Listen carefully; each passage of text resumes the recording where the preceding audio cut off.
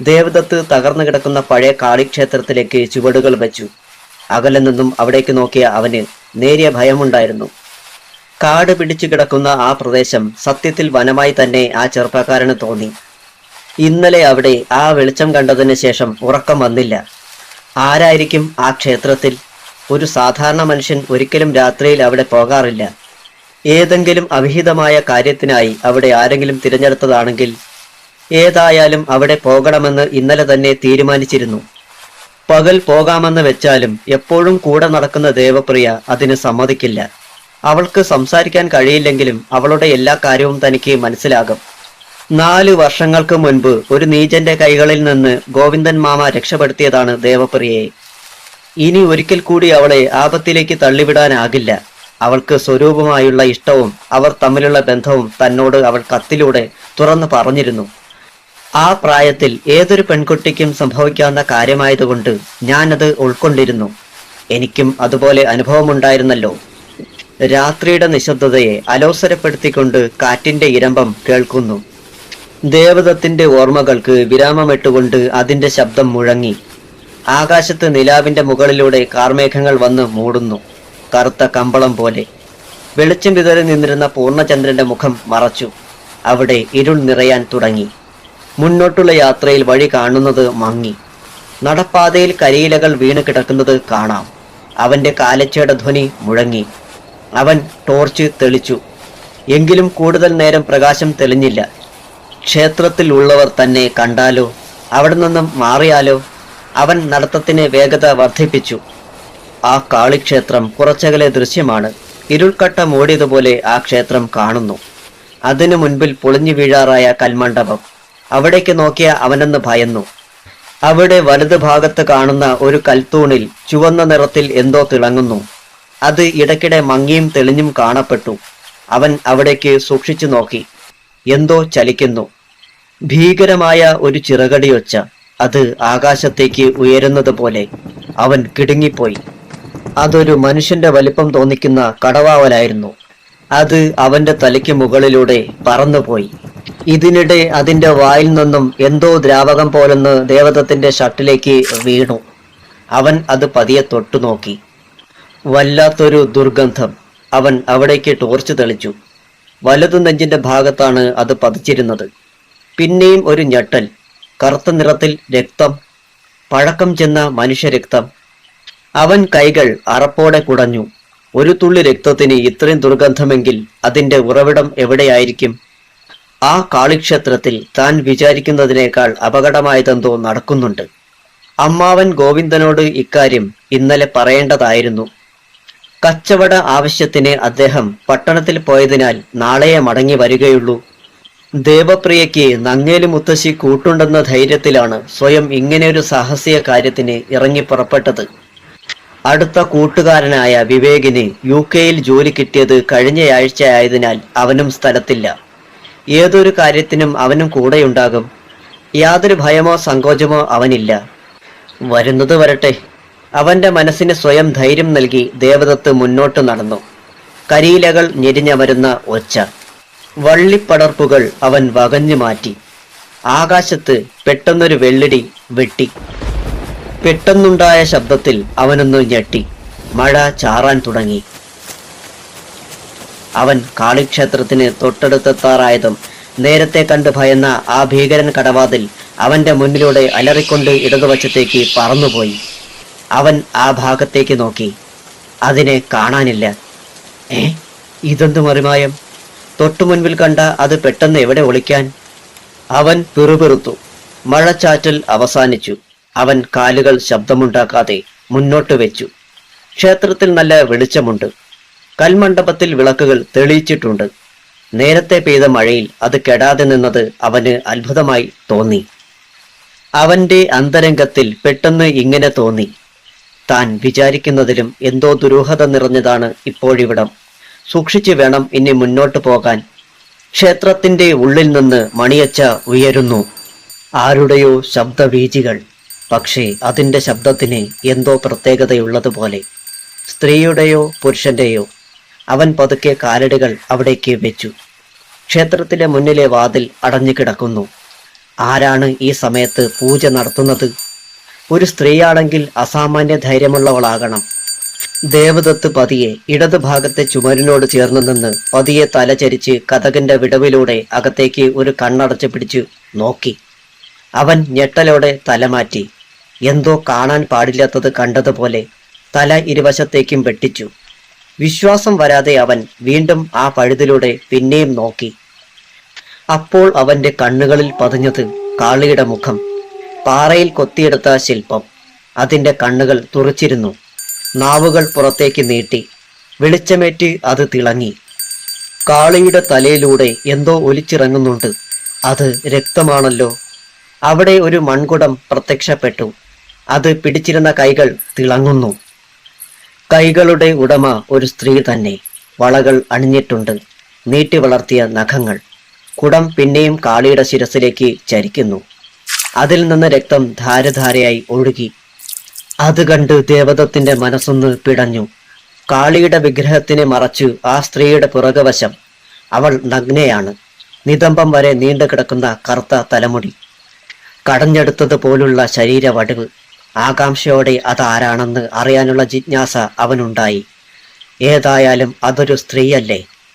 അവന് ഭയം പതിയെ വിട്ടുപോയി. ദൃഷ്ടി കൂടുതൽ അവിടേക്ക് പതിപ്പിച്ചു. അവൾ ഏതൊക്കെയോ മന്ത്രങ്ങൾ ഉരുവിട്ടു. ആ സ്ത്രീ പതിയെ തിരിഞ്ഞു.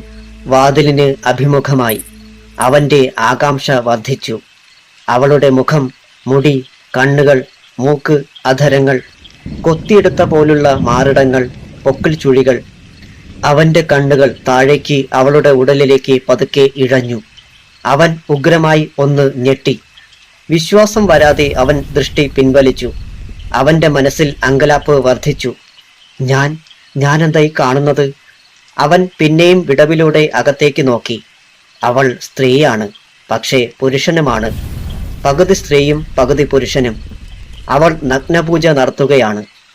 ദേവദത്ത് മനസ്സിൽ പറഞ്ഞു, ഞാൻ നേരത്തെ മനസ്സിൽ കരുതിയത് ശരിയാണ്.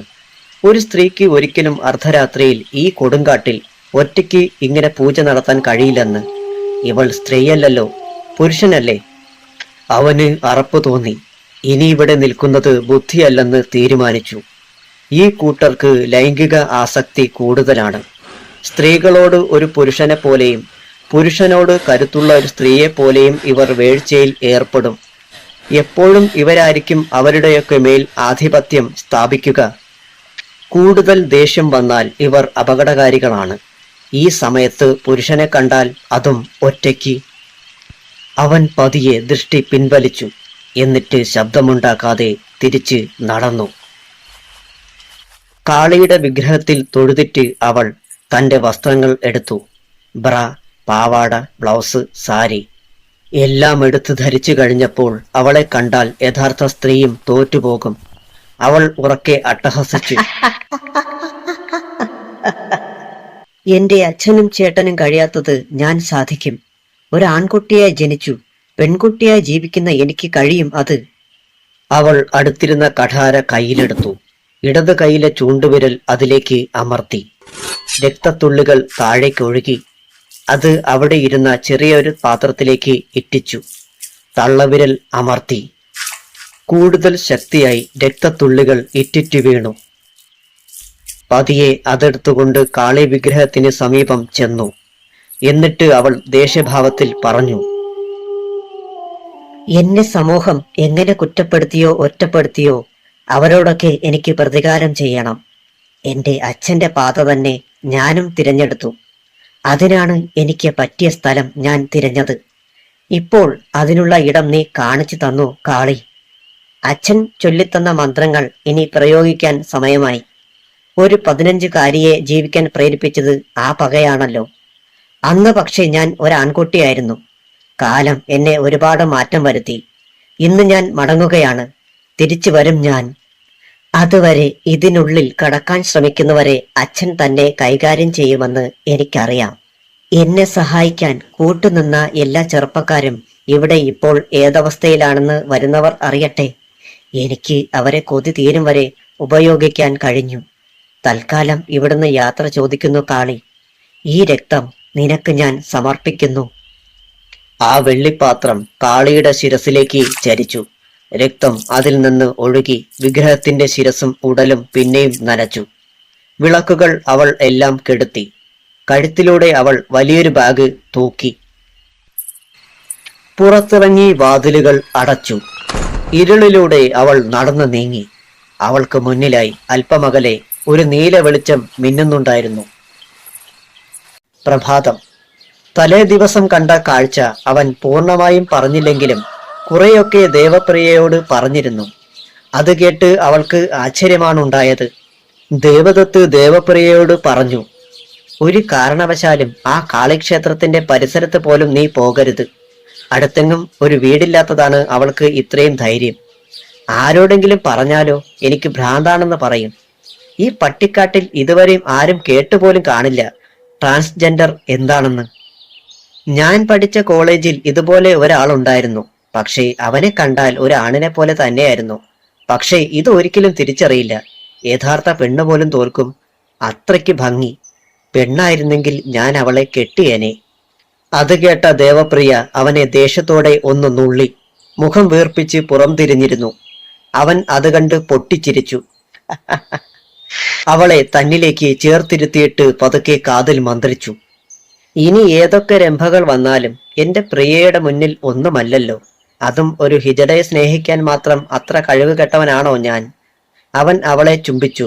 അവൾ കൈകൊണ്ട് ഒരാംഗ്യം കാണിച്ചു. അവന് കാര്യം മനസ്സിലായതുപോലെ അവളിലുള്ള പിടുത്തം പതിയെ അയച്ചു. മുത്തശ്ശി കാണും എന്നായിരുന്നു ആ സൂചന. നങ്ങേലി മുത്തശ്ശിയുടെ ശബ്ദം. അവൾ അവിടുന്ന് എഴുന്നേറ്റു. പടികൾ കയറി വീട്ടിലേക്ക് ഓടിപ്പോയി. ദേവദത്ത് പുഞ്ചിരിയോടെ അത് നോക്കിയിരുന്നു. അന്നത്തെ ദിവസം കഴിഞ്ഞു. പിറ്റേന്ന് വൈകുന്നേരം നങ്ങേലിയും ദേവപ്രിയയും വീടിന്റെ തൊട്ടടുത്തുള്ള മാവിന്റെ ചുവട്ടിലിരുന്ന് സംസാരിച്ചിരിക്കുകയായിരുന്നു. ദേവദത്ത് അടുക്കളയിൽ ചായയിടുന്ന തിരക്കിലും. അപ്പോഴാണ് വീട്ടിലെ ലാൻഡ് ഫോണിലേക്ക് ഒരു കോൾ വരുന്നത്. ശബ്ദം കേട്ട് അടുപ്പത്തിരുന്ന് തിളച്ച ചായപാത്രം എടുത്തു മാറ്റിയിട്ട് ധൃതിയിൽ അവിടേക്ക് ഓടി. ബെൽ മുഴങ്ങി. കോളർ ഐഡിയിലേക്ക് നോക്കി. പരിചയമില്ലാത്ത നമ്പർ. അവൻ റിസീവർ കയ്യിലെടുത്തു. കാതിൽ ചേർത്തു. ഹലോ, ഇതാരാ? അപ്പുറം നിന്നും ഒരു സ്ത്രീ ശബ്ദം. ഞാൻ രേണുക. അവിടെ ദേവപ്രിയ ഇല്ലേ? ഉണ്ട്, ഞാൻ ദേവദത്ത്, അവളുടെ കസിൻ. എന്താ വിളിച്ചത്? എന്നോട് ദേവപ്രിയ പറഞ്ഞിരുന്നു ഒരു കാര്യം. അതായത് ആ കുട്ടിക്ക് കമ്പ്യൂട്ടർ കോഴ്സ് എടുക്കണമെന്ന്. ഈ വർഷം കുട്ടിക്ക് ജോലി വാങ്ങിത്തരാൻ എന്നോട് അവൾ ഒരു കത്ത് വഴി ആവശ്യപ്പെട്ടിരുന്നു. ഫോൺ നമ്പറും കൂടെ അതിലുണ്ടായിരുന്നു. ഇവിടെ ജോലി കിട്ടണമെങ്കിൽ കമ്പ്യൂട്ടർ കോഴ്സ് അറിയണം. ഇപ്പോൾ എനിക്ക് വെക്കേഷൻ ആണ്. ആ കുട്ടിയുടെ നാട്ടിലേക്ക് എന്നെ ക്ഷണിച്ചു. അവിടെ വരുമ്പോൾ എന്റെ പേഴ്സണൽ കമ്പ്യൂട്ടർ കൂടെ കൊണ്ടുവരാം. എന്നിട്ട് ആ കുട്ടിയെ പഠിപ്പിക്കാം. അത് കേട്ട് ദേവദത്ത് പറഞ്ഞു, അതാണോ കാര്യം? ശരി ടീച്ചർ, പ്രിയ പറഞ്ഞതല്ലേ, ഇങ്ങോട്ട് പോന്നോളൂ. അങ്ങേ തലയ്ക്കൽ രേണുക പിന്നെയും പറഞ്ഞു. കൂടെ എന്റെ മകളും ഉണ്ടാകും. ഓക്കെ, അപ്പോൾ നേരിൽ കാണാം. ലൈൻ ഡിസ്കണക്റ്റായി. അവൻ ഉടനെ ഇക്കാര്യം ദേവപ്രിയയോടും നങ്ങേലിയോടും പറഞ്ഞു. അവർക്ക് വലിയ സന്തോഷമായി. ദേവദത്ത് ഉടനെ അടുക്കളയിലേക്ക് പോയി. കുറച്ചു നേരത്തിന് ശേഷം എല്ലാവർക്കും ചായയുമായി വന്നു. പിന്നെ അവിടെ കൊച്ചു വർത്തമാനങ്ങളും ചിരിയും. ദേവപ്രിയ കുലുങ്ങിച്ചിരിച്ചു. അങ്ങനെ സന്ധ്യ കടന്നു. ഇരുട്ടിന്റെ കമ്പളം പുതയ്ക്കാൻ തുടങ്ങി. ദേവദത്ത് രാത്രിയാകാൻ കാത്തിരുന്നു. കാളിക്ഷേത്രത്തിലെ രഹസ്യം കണ്ടുപിടിക്കാൻ അവന്റെ മനസ്സ് തുടിച്ചുകൊണ്ടിരുന്നു. സമയം അർദ്ധരാത്രി. ദേവപ്രിയയുടെ വീടിന്റെ പടിക്കെട്ടുകളിൽ രണ്ട് മനുഷ്യരുടെ നിഴലുകൾ. ഒരാളുടെ കയ്യിൽ ടോർച്ച് തെളിയിച്ചിട്ടുണ്ട്. ദേവദത്ത് ആകാംക്ഷ അടക്കാനാകാതെ പറഞ്ഞു, അമ്മാവൻ ഗോവിന്ദനാണ് കൂടെയുള്ളത്. നമുക്ക് ആ രഹസ്യം കണ്ടുപിടിക്കണം അമ്മാവ. അതൊരു സ്ത്രീയല്ല എന്നത് കൂടുതൽ അപകടമാണ്. മറുപടിയായി അവന്റെ തോളിൽ തട്ടിയിട്ട് ഗോവിന്ദൻ പറഞ്ഞു, മോനെ ദേവ, പണ്ട് ഇതിനേക്കാൾ അപകടം പിടിച്ച ഒരു വേട്ടമൃഗത്തിനെ അമ്മാവൻ നേരിട്ടിട്ടുണ്ട്. അതിനേക്കാൾ ഒന്നുമല്ല ഇത്. എനിക്ക് ബലമായ സംശയം ഇനി അതിന്റെ തുടർച്ചയാണോ ഇതെന്നാണ്. കാവലായി മിക്കവാറും പ്രേതങ്ങൾ അവിടെ നിൽക്കുന്നുണ്ടാകും. ഗോവിന്ദൻ പറഞ്ഞു നിർത്തിയതും ഒരു ചിറകടിയൊച്ച അവിടെ മുഴങ്ങിക്കേട്ടു. അവർ ഇരുവരും ശബ്ദം കേട്ട ഭാഗത്തേക്ക് നോക്കി. അവിടെ കണ്ട പേരാൽ മരത്തിലെ ശിഖരങ്ങൾ ശക്തിയായി ഉലഞ്ഞുകൊണ്ടിരുന്നു. കുറച്ചകലെയായി ഒരു ഇരുൾക്കട്ട പോലെ മനുഷ്യന്റെ അത്രയും വലുപ്പത്തിൽ ആകാശത്ത് കൂടി ഏതോ ജീവി പറന്നകലുന്നു. ഗോവിന്ദൻ അത് കണ്ട് അത്ഭുതത്തോടെ പറഞ്ഞു, അതൊരു കടവാവലാണ്, അവളുടെ കാവൽക്കാരൻ. മോൻ പേടിക്കണ്ട, അതിന് നമ്മളെ ഉപദ്രവിക്കാൻ കഴിയില്ല. അവിടെയുള്ള ഏതോ പിശാചിനെ അറിയിക്കാൻ പോയതാണ്. ഇനി നമ്മൾ കുറച്ച് ജാഗ്രത കാണിക്കണം എന്ന് മാത്രം. അവർ ഇരുവരും നടത്തം പിന്നെയും തുടർന്നു. വഴിയിൽ ചിലയിടത്ത് അവർക്ക് മുന്നിലൂടെ ആരോ നടക്കുന്നത് പോലുള്ള കാലടി ശബ്ദം കേട്ട് ദേവദത്ത് മുന്നോട്ടു പോകാൻ ഒന്ന് മടിച്ചു. ഗോവിന്ദൻ പതിയെ അവന്റെ തോളിൽ തട്ടി ധൈര്യം കൊടുത്തു.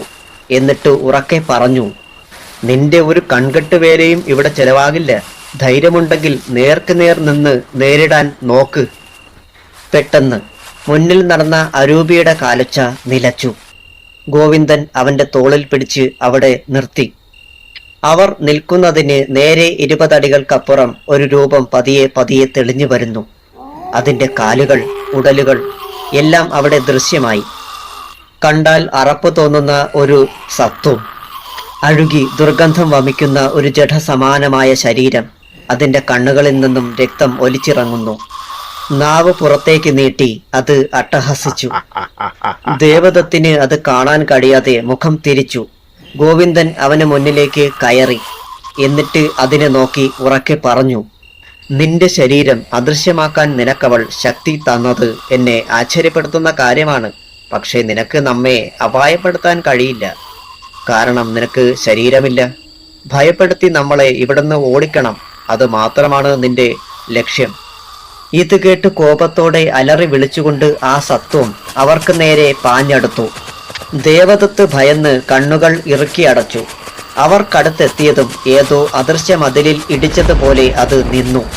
ഗോവിന്ദൻ കണ്ണടച്ച് നിൽക്കുകയാണ്. അസ്പഷ്ടമായ ഏതോ മന്ത്രം ഉരുവിടുന്നു. വലത് കൈ നെഞ്ചിൽ മടക്കിച്ചേർത്ത് വെച്ചിട്ടുണ്ട്. പതിയെ കണ്ണുകൾ തുറന്നു. തൊട്ടടുത്ത് നിൽക്കുന്ന ഭീകര സത്വത്തിന്റെ നേർക്ക് എന്തോ വീശി എറിഞ്ഞു. ടോർച്ച് ദേവദത്തിന്റെ കയ്യിൽ ഇതിനിടെ ഗോവിന്ദൻ ഏൽപ്പിച്ചിരുന്നു. അതിന്റെ പ്രകാശത്തിൽ അവൻ തിരിച്ചറിഞ്ഞു, ഭസ്മമാണ് അമ്മാവൻ അതിന്റെ നേർക്ക് വിതറിയതെന്ന്. അത് വേദനയോടെ പുളയുകയാണ്. പതിയെ പതിയെ ആ സത്വം അലിഞ്ഞലിഞ്ഞ് അന്തരീക്ഷത്തിൽ ലയിച്ചു. അത് കണ്ട് ദേവദത്ത് അത്ഭുതപ്പെട്ടു. മുന്നിലുള്ള ആ ഭീകരൻ ഇപ്പോൾ പൂർണ്ണമായും അപ്രത്യക്ഷമായി. അവിടെ അങ്ങനെയൊരു സംഭവമേ നടന്നിട്ടില്ല എന്ന് തോന്നി അവന്. ഗോവിന്ദൻ അവന്റെ കയ്യിൽ പിടിച്ചിട്ട് പറഞ്ഞു, ഞാൻ നേരത്തെ പറഞ്ഞില്ലേ, നമ്മുടെ മാർഗതടസ്സം സൃഷ്ടിക്കാൻ അവൾ നിർത്തിയിരിക്കുന്ന അരൂപികളായ ദുർമൂർത്തികളാണ് ഇതൊക്കെയെന്ന്. ഇനി ഒരു പക്ഷേ നമുക്ക് ശരീരമുള്ള പ്രേതങ്ങളെ നേരിടേണ്ടി വരും. അതുകൊണ്ട് കരുതലായി ഇത് നിന്റെ കയ്യിലിരിക്കട്ടെ. ഇത് പറഞ്ഞിട്ട് അയാൾ തോളിൽ ധരിച്ചിരുന്ന സഞ്ചിയിൽ നിന്ന് ഒരു കഠാര അവനെ എടുത്തു കൊടുത്തു. അവൻ ആശ്ചര്യഭാവത്തിൽ അതിലേക്ക് നോക്കി. തിളങ്ങുന്ന മൂർച്ചയേറിയ ആ കഠാര തിരിച്ചും മറിച്ചും നോക്കി. ഗോവിന്ദൻ പറഞ്ഞു, ഈ കഠാരയ്ക്കൊരു പ്രത്യേകതയുണ്ട്. നീ അതിന്റെ പിടിയിൽ കാണുന്ന സ്വിച്ച് കണ്ടോ? അതിലൊന്ന് പ്രസ് ചെയ്തേ. അവൻ അപ്രകാരം ചെയ്തു. അതിശയം! അതിന്റെ കൂർത്ത അറ്റം രണ്ടായി പിളർന്നു. മീൻ വാ തുറക്കും പോലെ. ഒന്നുകൂടെ ആ സ്വിച്ച് പ്രസ് ചെയ്തു. പഴയ പടിയാക്കി. അവൻ അതിശയത്തോടെ അയാളോട് ചോദിച്ചു, ഈ കഠാരയുടെ ആവശ്യം നേരത്തെ അമ്മാവൻ ഏതെങ്കിലും കാര്യത്തിന് ഉപയോഗിച്ചിട്ടുണ്ടോ? ഗോവിന്ദൻ ദേവപ്രിയയെ രക്ഷിച്ച കഥ അവനോട് പറഞ്ഞു. ഇത് കേട്ട് അവൻ അമ്മാവനെ അഭിമാനത്തോടെ നോക്കി. അവന്റെ ഭയം ഇല്ലാതായി. അവർ ആ കാളിയുടെ ക്ഷേത്രം അകലെ നിന്നും കണ്ടു. ഇരുട്ടിൽ പൊതിഞ്ഞു നിൽക്കുന്ന ഇടിഞ്ഞു പൊളിഞ്ഞു വീഴാറായ കൽമണ്ഡപം ആ ക്ഷേത്രത്തിന് കാഴ്ചയിൽ ഒരു ഭീകരത സൃഷ്ടിച്ചിരുന്നു.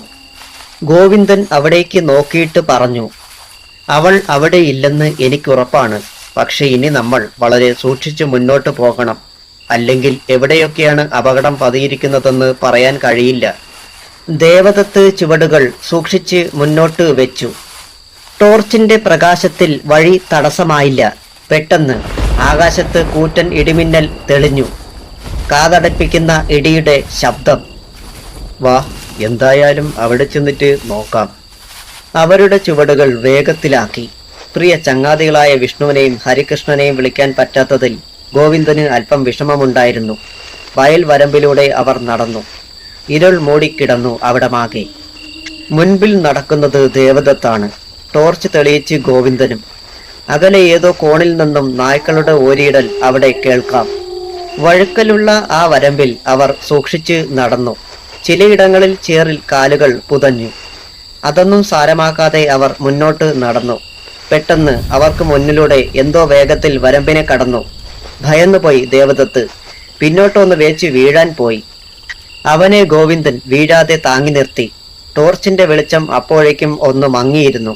ഇരുട്ടിന്റെ കനം കൂടിയതുപോലെ തോന്നി. അവൻ തിരിഞ്ഞ് അമ്മാവനെ നോക്കി. ഗോവിന്ദന് എന്തോ മനസ്സിലായതുപോലെ പറഞ്ഞു, പേടിക്കണ്ട മോനെ, അത് അവൾ കാവൽ നിർത്തിയിരിക്കുന്ന ഏതെങ്കിലും ദുർമൂർത്തിയായിരിക്കും.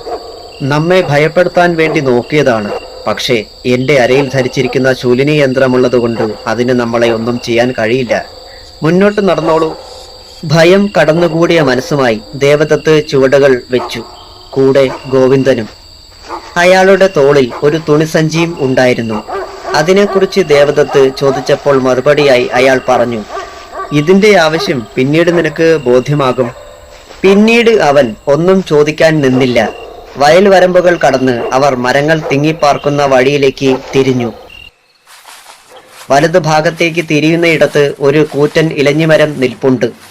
അതിന്റെ ശാഖകൾ അവർക്ക് മുകളിൽ രാക്ഷസന്റെ കൈകൾ പോലെ വിടർത്തി നിന്നു. ആകാശ കാഴ്ചകളെ പോലും അത് മറച്ചു. ഇരുൾക്കട്ടയെ കീറിമുറിച്ച് ടോർച്ചിന്റെ വെട്ടം. വഴിയിൽ നിറയെ കരിയിലകൾ കൊണ്ട് മൂടി. അവരുടെ മുന്നോട്ടുള്ള യാത്രയെ തടസ്സപ്പെടുത്തിക്കൊണ്ട് മരക്കഷണങ്ങൾ അവിടെ കിടപ്പുണ്ടായിരുന്നു.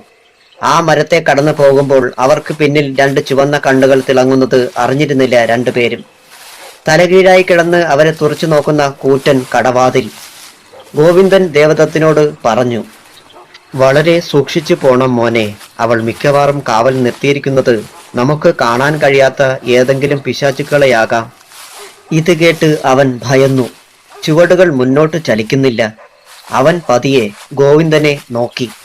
നീ പേടിക്കണ്ട, എന്റെ കയ്യിൽ ശൂലിനി യന്ത്രമുണ്ട്. അതിനെ വെല്ലുന്ന ഒരു ദുഷ്ടശക്തിയും കാണില്ല. ധൈര്യം കൈവടിയരുത്. മുന്നോട്ട് നടന്നോളൂ, ഞാൻ കൂടെയുണ്ടല്ലോ. അവന് കുറച്ച് ആത്മവിശ്വാസം വന്നു. കാലുകൾ മുന്നോട്ട് ചലിച്ചു. അവർക്ക് മുകളിലൂടെ ആ കടവാതിൽ ചിറക് വിടർത്തി നോട്ടമിട്ട് പറക്കുന്നത് ദേവദത്തോ ഗോവിന്ദനോ അറിഞ്ഞിരുന്നില്ല. അതിന്റെ ക്രൂരത നിറഞ്ഞ ചുവന്ന കണ്ണുകൾ തിളങ്ങി. ഇരുവരും നടക്കുകയാണ്. നടപ്പാതയിൽ കരിയിലകൾ ഞെരിയുന്ന ഉച്ചത്തിലുള്ള ശബ്ദം. പെട്ടെന്ന് ഏതോ നായയുടെ ഭീകരമായ ഓരിയിടൽ. ആദ്യമൊന്ന് ഭയന്നു ഗോവിന്ദൻ. ദേവദത്ത് ഭയന്ന് അമ്മാവന്റെ കയ്യിൽ മുറുകെ പിടിച്ചു. ഇത് അവളുടെ ഏതെങ്കിലും വിക്രിയയായിരിക്കും, നമ്മെ ഭയപ്പെടുത്തി ഇവിടുന്ന് മുന്നോട്ട് പോകാൻ തടസ്സമുണ്ടാക്കുന്നതിന്. ഏതായാലും ഇതുവരെ വന്നു. ഇത് കണ്ടുപിടിക്കാതെ നമ്മൾ പുറകോട്ട് ഇല്ല. അമ്മാവന്റെ ആത്മവിശ്വാസം തുളുമ്പുന്ന വാക്കുകൾ ദേവദത്തിന് ഇനി എന്ത് പ്രതിബന്ധം വന്നാലും നേരിടാനുള്ള ചങ്കൂറ്റം നൽകി. അവരുടെ യാത്ര മുന്നോട്ടു പോകുന്തോറും കൂടുതൽ ദുർഘടമായി. മരങ്ങളുടെ ശാഖകൾ ചിലയിടങ്ങളിൽ വീണ് കിടന്നു. വഴിയുടെ വീതി കുറഞ്ഞു. പുല്ലുകൾ വളർന്ന് വഴിയിൽ മുന്നോട്ടുള്ള യാത്രയിൽ മാർഗതടസ്സം സൃഷ്ടിച്ചു. അവർ അത് കാര്യമാക്കിയില്ല. ദേവദത്ത് ചിന്തിച്ചു, അന്ന് താൻ ഇവിടെ വരുമ്പോൾ ഇങ്ങനെ തടസ്സം നേരിട്ടിരുന്നില്ല. അത് ഗോവിന്ദനോട് അവൻ സൂചിപ്പിക്കുകയും ചെയ്തു. മറുപടിയായി ഗോവിന്ദൻ പറഞ്ഞത് അവനെ ഞെട്ടിച്ചു. ദുർമന്ത്രവാദം സിദ്ധിച്ച അവളുടെ കൺകെട്ടാണ് ഇതൊക്കെ. അതായത് നമ്മൾ ഇതൊക്കെ കാണുമ്പോൾ തിരികെ മടങ്ങിപ്പോകും എന്നവൾ കരുതി മുൻകൂട്ടി വരുന്നവരെ തെറ്റിദ്ധരിപ്പിക്കുന്നു. അവൾക്ക് ഇഷ്ടമുള്ളവർ വരുമ്പോൾ ഇതൊന്നും കാണുകയുമില്ല.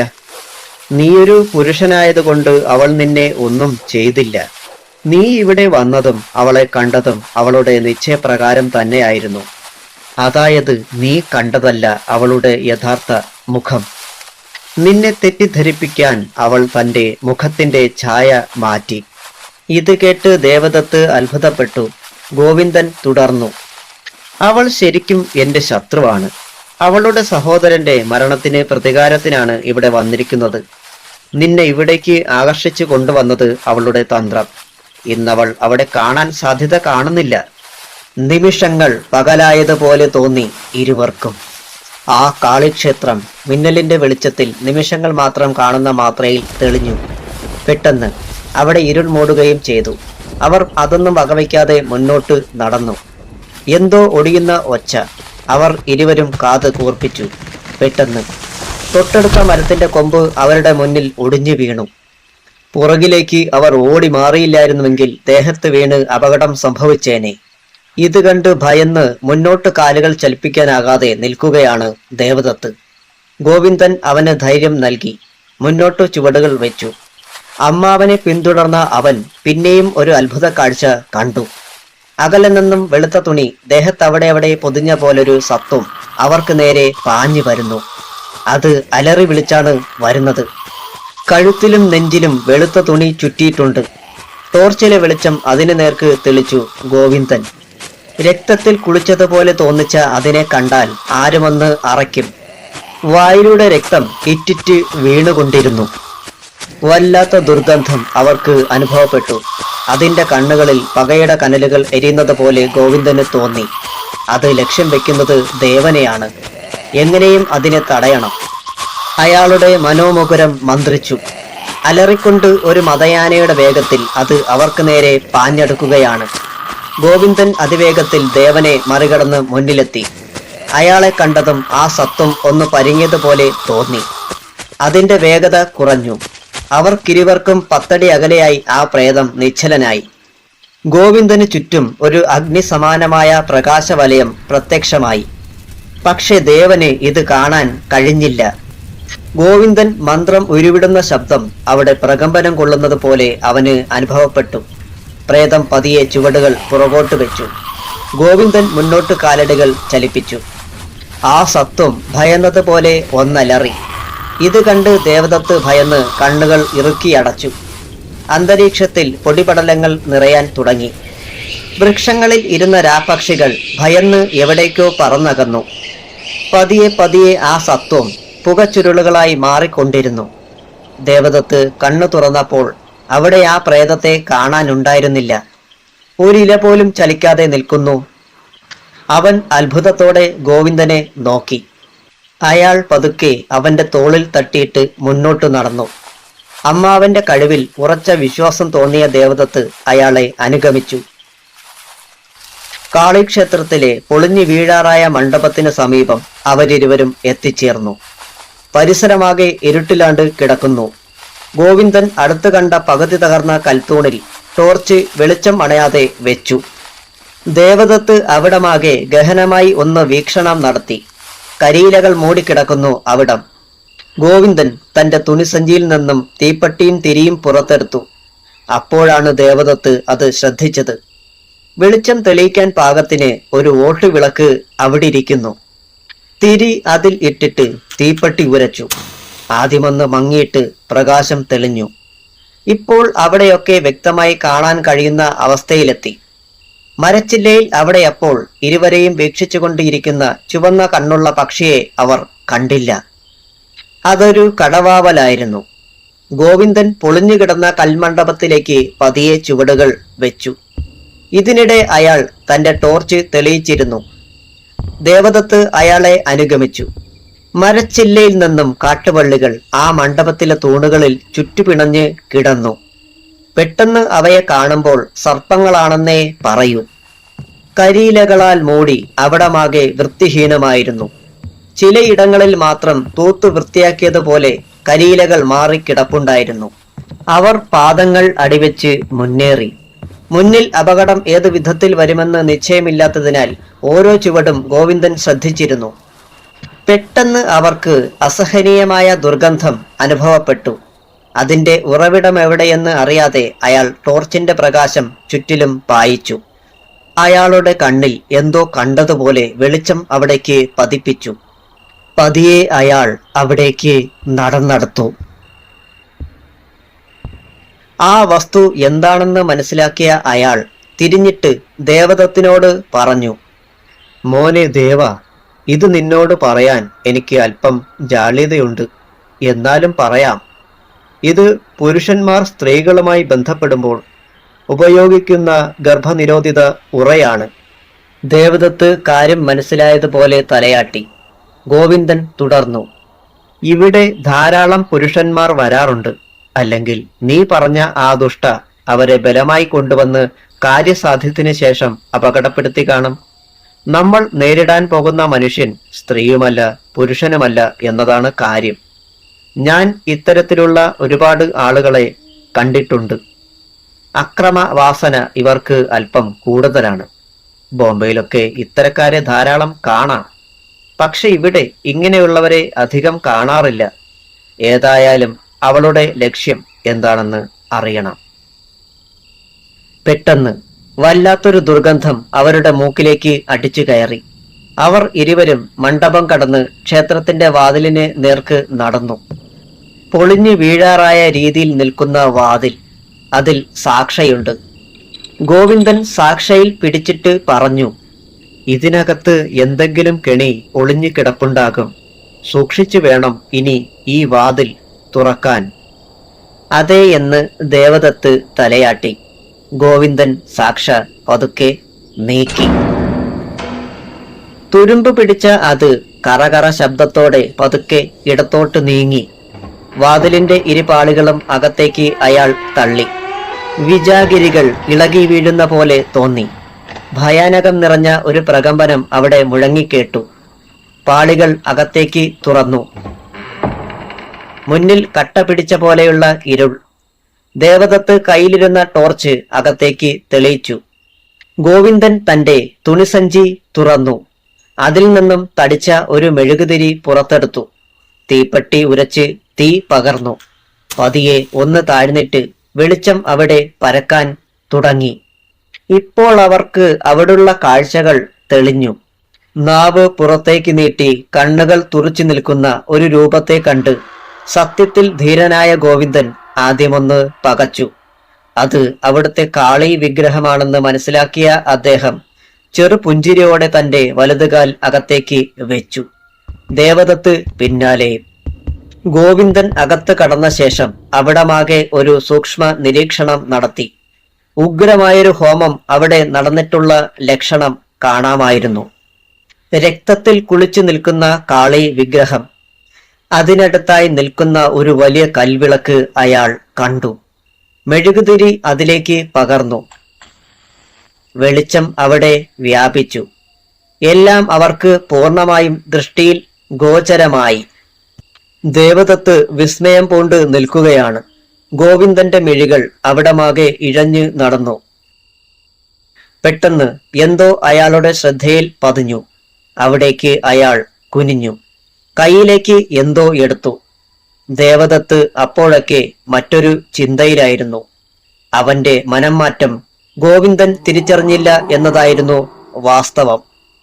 ദേവദത്തിന്റെ കയ്യിൽ അപ്പോഴേക്കും ഒരു ആയുധം പ്രത്യക്ഷപ്പെട്ടു. തിരിഞ്ഞു നിന്ന് അവിടെയുള്ള ഓരോ വസ്തുവിലും ശ്രദ്ധ കേന്ദ്രീകരിച്ച് നിന്നിരുന്ന ഗോവിന്ദൻ പിന്നിലുള്ള അപകടം തിരിച്ചറിയാൻ അല്പം വൈകിപ്പോയിരുന്നു.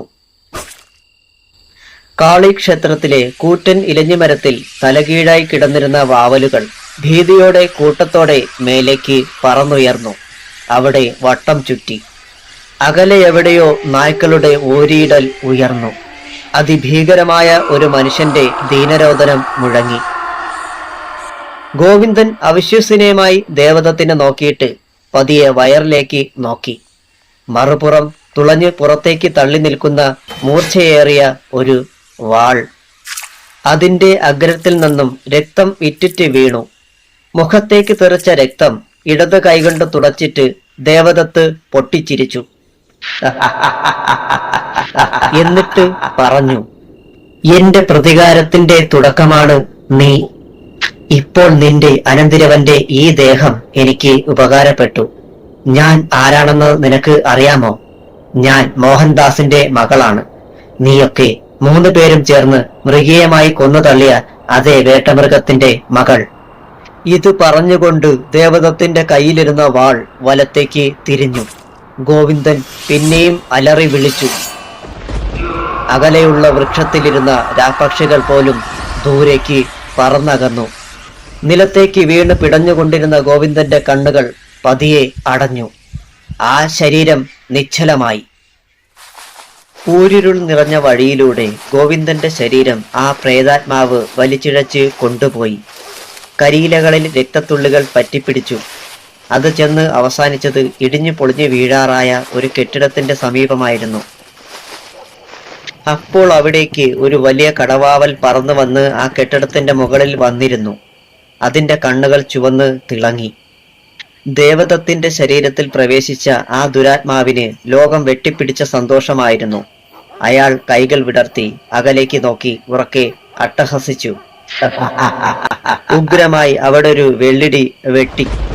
വരാൻ പോകുന്ന വെല്ലുവിളികൾ ദേവപ്രിയ എങ്ങനെ തരണം ചെയ്യുമെന്ന് നമുക്ക് കണ്ടറിയാം. രാത്രിയുടെ ഭീകരതയെ മറച്ച് പ്രഭാതം വിടർന്നു. ദേവപ്രിയ അടുക്കളയിൽ നിന്നും ആവി പറക്കുന്ന ചായയുമായി ദേവൻ കിടന്ന മുറിയുടെ വാതിലിൽ ചെന്ന് തട്ടി. അവൾക്ക് സംസാരിക്കാൻ കഴിയില്ലല്ലോ. പക്ഷേ അകത്ത് പ്രതികരണം ഇല്ല. അവൾ ഉറക്കെ വാതിലിൽ തട്ടി. കുറച്ച് നിമിഷങ്ങൾക്ക് ശേഷം അകത്ത് മൂരി നിവരുന്ന ശബ്ദം. വാതിൽ തുറക്കപ്പെട്ടു. ഉറക്കച്ചടവോടെ ദേവദത്ത് മുന്നിൽ. അവൾ അവന്റെ നേർക്ക് ചായ നീട്ടി. അവൻ കപ്പ് വാങ്ങി അകത്തേക്ക് തിരിഞ്ഞു നടന്നു. വാതിൽ തനിയെ ചേർന്നടഞ്ഞു. ദേവപ്രിയ ഇതൊന്നും ശ്രദ്ധിക്കാതെ അച്ഛന്റെ മുറിയുടെ നേർക്ക് നടന്നു. ഗോവിന്ദന്റെ മുറിയുടെ വാതിൽ അടഞ്ഞു കിടന്നു. തലേ ദിവസം അത്താഴം കഴിച്ചിട്ട് അച്ഛൻ മുറിയിലേക്ക് കയറി പോകുന്നത് കണ്ട അവൾക്ക് തലേന്നുള്ള കാര്യം അറിയില്ലല്ലോ. ദേവപ്രിയ വാതിൽ ഉറക്കെ തട്ടി. കുറെ തട്ടിയിട്ടും അനക്കമൊന്നും കേൾക്കാതായപ്പോൾ അവൾക്ക് ഭയമായി. അവളുടെ കയ്യിലിരുന്ന കപ്പും സോസറും താഴെ വീണ് ചിന്നിച്ചിതറി. ശബ്ദം കേട്ട് നങ്ങേലിയും ദേവദത്തും അവിടേക്ക് ഓടി വന്നു. അവർ ഇരുവരും അവൾക്കരികിൽ എത്തിയപ്പോൾ ഭയന്ന മിഴികളോടെ വാതിലിൽ ആഞ്ഞ് ഇടിക്കുകയായിരുന്നു. പക്ഷേ ഗോവിന്ദന്റെ മുറിയുടെ വാതിൽ മാത്രം തുറക്കപ്പെട്ടില്ല. അപ്പോഴേക്കും അച്ഛന് എന്തോ അത്യഹിതം സംഭവിച്ചിരിക്കുന്നു എന്ന ബോധ്യത്തോടെ ദേവപ്രിയ ബോധക്ഷയത്തിന്റെ വക്കോളം എത്തിയിരുന്നു. അവൾ കുഴഞ്ഞ് താഴേക്ക് വീഴാൻ തുടങ്ങിയതും അവളെ ഇരുകൈകളിലേക്കും കോരി എടുത്തു കഴിഞ്ഞിരുന്നു ദേവദത്ത്. അവന്റെ മുഖത്തും വേവലാതിയുണ്ടായി. അടുത്തു കിടന്ന കട്ടിലിൽ അവളെ പതിയെ കിടത്തി. നങ്ങേലി മുത്തശ്ശി ഫാനിന്റെ സ്വിച്ച് ഓണാക്കി. അവളുടെ മുടിയിഴകളിൽ തടവിയിട്ട് മുത്തശ്ശിയെ അവൻ നോക്കി. അവർക്ക് കാര്യം മനസ്സിലായി. അവളുടെ മുഖത്ത് തളിക്കാൻ വെള്ളമെടുക്കാൻ മുത്തശ്ശി അടുക്കളയിലേക്ക് പോയി. വേഗത്തിൽ തന്നെ തിരികെ എത്തി. ഗ്ലാസ്സിലെ വെള്ളം ദേവദത്തിന് നേരെ നീട്ടി. അവൻ കൈക്കുമ്പിളിൽ എടുത്തിട്ട് അവളുടെ മുഖത്തേക്ക് തളിച്ചു. 2-3 ആവർത്തി ചെയ്തപ്പോൾ അവൾക്ക് ബോധം വന്നു. നങ്ങേലി മുത്തശ്ശി ഇതിനിടെ ഗോവിന്ദന്റെ മുറിയുടെ വാതിലിൽ തട്ടി നോക്കി. അകത്ത് യാതൊരു പ്രതികരണവും ഇല്ലെന്ന് മനസ്സിലാക്കിയ അവർ ദേവദത്തിനെ കതക് ഇടിച്ചു തുറക്കാൻ ആവശ്യപ്പെട്ടു. അവൻ ദേവപ്രിയയെ കട്ടിലിൽ കിടത്തിയിട്ട് അവിടേക്ക് വന്നു. കതകിൽ ആഞ്ഞ് അകത്തേക്ക് തള്ളി. കുറച്ചു നേരത്തെ പരിശ്രമത്തിനൊടുവിൽ കതക് പാടുകളിലെ ഓടാമ്പൽ പറഞ്ഞ് ഇളകി താഴെ വീഴുന്ന ശബ്ദം കേട്ടു. അവൻ കതക് അകത്തേക്ക് ബലമായി തുറന്നു. മുറിക്കുള്ളിൽ പ്രവേശിച്ച അവനും നങ്ങേലിയും പരസ്പരം നോക്കി. അവിടെ ഗോവിന്ദന്റെ മുടിനാര് പോലും ഇല്ലായിരുന്നു. നങ്ങേലി ഉറക്കെ കരയാൻ തുടങ്ങിയതും ദേവദത്ത് അവരെ അങ്ങനെ ചെയ്യരുതെന്ന് ആംഗ്യം കാണിച്ചു. മുത്തശ്ശി, ഒന്ന് പതുക്കെ. ഇപ്പോൾ തന്നെ അവൾക്ക് സുഖമില്ല. വാ, വഴിയുണ്ട്, പറയാം. അവർ ഇരുവരും പുറത്തേക്കിറങ്ങി. പക്ഷേ ദേവപ്രിയയ്ക്ക് കാര്യങ്ങൾ ഏകദേശം വ്യക്തമായിരുന്നു. തന്റെ അച്ഛന്റെ തിരോധാനം ഏറെക്കുറെ സത്യമാണെന്ന്. പോലീസിൽ അറിയിക്കാൻ ദേവദത്തിനോട് അവൾ ആംഗ്യം കാണിച്ചു. ദേവൻ ഉടനെ തന്നെ പോലീസ് സ്റ്റേഷനിലേക്ക് ഫോൺ ചെയ്തു വിവരം ധരിപ്പിച്ചു. അപ്പോഴേക്കും പുറത്ത് ഒരു കാർ വന്നതിന്റെ ശബ്ദം കേട്ടു. ദേവപ്രിയ കട്ടിലിൽ നിന്ന് എഴുന്നേറ്റു. ഇത് കണ്ട ദേവൻ അവളെ തടഞ്ഞിട്ട് പുറത്തേക്ക് ചെന്നു. വന്നത് മറ്റാരുമല്ലായിരുന്നു, ദേവപ്രിയയെ കമ്പ്യൂട്ടർ കോഴ്സ് പഠിപ്പിക്കാനെത്തിയ രേണുക ടീച്ചറായിരുന്നു. കൂടെ അവരുടെ മകൾ ആരതിയും. ചെറു ചിരിയോടെ കാറിൽ നിന്നിറങ്ങിയ അവരെ നോക്കി മുഖത്ത് പുഞ്ചിരി വരുത്തി ദേവദത്ത് ഇറങ്ങിച്ചെന്നു. അവനോട് കുശലം ചോദിച്ചിട്ട് അവർ വീടിനുള്ളിലേക്ക് കടന്നു. ഇരുവരെയും കണ്ട് കട്ടിലിൽ ചാരിയിരിക്കുന്ന ദേവപ്രിയ മുഖത്ത് ചിരി വരുത്തി. എന്താ പ്രിയേ, നിന്റെ മുഖം വല്ലാതിരിക്കുന്നത്? ആംഗ്യത്തിലൂടെ അവൾ കാര്യങ്ങൾ രത്നച്ചുരുക്കത്തിൽ ഇരുവരെയും ബോധിപ്പിച്ചു. രേണുക ഉടനെ അവളുടെ മുടിയിഴയിൽ തഴുകിയിട്ട് പറഞ്ഞു, മോളെ, നീ വിഷമിക്കണ്ട. അച്ഛൻ ഉടനെ തിരിച്ചു വരും. ഏതായാലും പോലീസിൽ കംപ്ലൈന്റ് ചെയ്തത് നന്നായി. ഞങ്ങൾ വന്ന ദിവസം തന്നെ ഇങ്ങനെയൊരു വാർത്ത കേൾക്കേണ്ടി വന്നതിൽ എനിക്ക് ദുഃഖമുണ്ട്. രേണുകയും ആരതിയും അവളോട് ഓരോന്ന് പറഞ്ഞ് ആശ്വസിപ്പിച്ചു കൊണ്ടിരുന്നു. നേരം കടന്നു പോകുന്തോറും ദേവപ്രിയ കൂടുതൽ വിഷമിച്ചു കൊണ്ടിരുന്നു. ഇതിനിടെ പോലീസ് വാഹനം അവിടെ എത്തി. SI സത്യപാലൻ അവിടേക്ക് കയറി വന്നു. കൂടെ കോൺസ്റ്റബിൾ രഘുവരനും. ദേവദത്ത് അവരോട് രാവിലെ നടന്ന കാര്യങ്ങൾ പറഞ്ഞു. അവർക്ക് ചായയുമായി രേണുക കടന്നു വന്നു. രഘുവരൻ അവളെ നോക്കിയിട്ട് പുഞ്ചിരിച്ചു. ആരതി അവരുടെ പുറകിൽ വന്ന് സ്ഥാനം പിടിച്ചു. രഘുവിന്റെ കണ്ണുകൾ സംശയത്തിന്റെ വേലിയേറ്റത്തിൽ ഇരുവരെയും നോക്കി. സത്യപാലനോട് ദേവദത്ത് ഇരുവരെയും പരിചയപ്പെടുത്തി. പക്ഷെ രഘുവിന്റെ സംശയം അപ്പോഴും തീർന്നിരുന്നില്ല. അയാളുടെ മനസ്സിൽ ഇങ്ങനെയൊരു ചോദ്യമുണ്ടായി. ഇവരെ ഞാൻ മുൻപ് എവിടെയോ കണ്ടിട്ടുണ്ടല്ലോ, പക്ഷെ ശരിക്കും ഓർമ്മ കിട്ടുന്നില്ല. രഘുവരൻ പടികൾ ഇറങ്ങി ജീപ്പിലേക്ക് കയറുമ്പോൾ അയാളെ നിരീക്ഷിക്കുന്ന രണ്ട് കണ്ണുകൾ ദേവപ്രിയയുടെ കൂടെ അടുത്തു നിന്നിരുന്ന ആളിൻ്റെതായിരുന്നു. പകയുടെ കനലുകൾ എരിയുന്ന ആ ദൃഷ്ടി ഇനി എന്താവും കരുതി വെച്ചിരിക്കുന്നത്. രേണുകയ്ക്കും ആരതിക്കും ഏറ്റവും മികച്ച മുറികൾ ദേവപ്രിയ ഒരുക്കിയിരുന്നു. അച്ഛന്റെ അസാന്നിധ്യം അവരെ ഒരു തരത്തിലും കാണിക്കാതെ അവൾ അവരോട് പുഞ്ചിരിയോടെ സഹകരിക്കാൻ ശ്രമിച്ചു. സ്വന്തം അച്ഛന്റെ മനോധൈര്യം അറിയാവുന്ന അവൾ ഉറച്ചു വിശ്വസിച്ചു അദ്ദേഹം തിരിച്ചു വരുമെന്ന്. നേരം പെട്ടെന്ന് കടന്നുപോയി.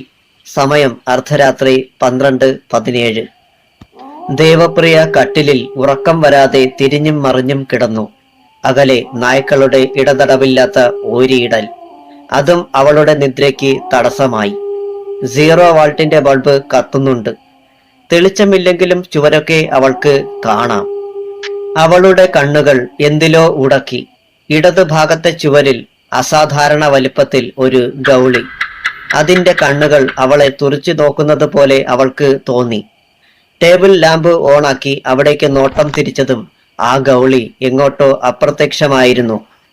അവൾക്ക് അവിശ്വസനീയമായി തോന്നി. പാദസരത്തിന്റെ നേരിയ മുഴക്കം അവൾക്ക് കേൾക്കാൻ കഴിഞ്ഞു. മുറിയുടെ അടുത്ത ഇടനാഴിയിലൂടെ അത് ഇടത് ഭാഗത്തേക്ക് പോകുന്നതായി അവൾക്ക് ഉറപ്പായി. പതിയെ ദേവപ്രിയ വാതിലിന്റെ നേർക്ക് ചുവടുകൾ വെച്ചു. സാക്ഷാ ശബ്ദമുണ്ടാക്കാതെ ഒരു വശത്തേക്ക് നീക്കി. കതകിന്റെ പാളി പതിയെ തുറന്നു. തല പുറത്തേക്ക് നീട്ടി. ഇടനാഴിയിലൂടെ അങ്ങേ തലയ്ക്കൽ ആരോ നടന്ന് പോകുന്നുണ്ട്. ഇരുൾ നിറഞ്ഞതിനാൽ അതാരാണെന്ന് വ്യക്തമായി കാണാൻ കഴിയുന്നില്ല. പാദസരത്തിന്റെ നേരിയ ശബ്ദം കേൾക്കാമെന്ന് മാത്രം. ആരതിയാണോ അത്? ദേവപ്രിയ സംശയിച്ചു. അവളുടെ കാലിൽ പാദസരമുണ്ട്. ടീച്ചറുടെ കാലിൽ അങ്ങനെയൊന്ന് കാണാൻ കഴിഞ്ഞില്ല. ഇവൾ ഇതിലൂടെ എവിടെ പോകുന്നു? ചുവരിലെ സ്വിച്ച് തപ്പിപ്പിടിച്ച് ഓണാക്കി. പക്ഷേ വെളിച്ചം തെളിഞ്ഞില്ല. വൈദ്യുതി പോയിരിക്കും എന്നവൾ ഉറപ്പിച്ചു. ഏതായാലും ഇടനാഴിയിൽ മാർഗതടസ്സം ഇല്ലാത്തതിനാൽ അവൾ മുന്നിലെ നിഴലിനെ പിന്തുടരാൻ തീരുമാനിച്ചു. ഏതായാലും മുന്നിലുള്ള ആരതിയാണെങ്കിൽ ഇവൾക്ക് എങ്ങനെയാണ് ഇത്രയും വേഗത്തിൽ ഇരുട്ടിലൂടെ മുന്നോട്ടു പോകാൻ സാധിക്കുന്നത്?